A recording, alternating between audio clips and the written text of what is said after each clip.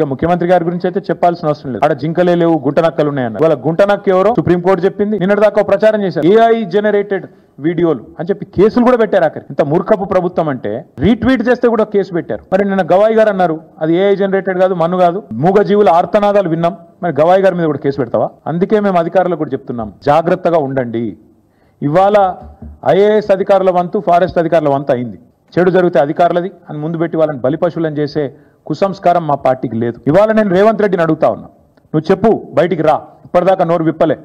400 ఎకరాల భూమిని, నీది కాని భూమిని టీజీఐఏసీ తాకట్టు పెట్టి 10,000 కోట్ల అప్పు తీసుకోవడం తప్పు కాదా?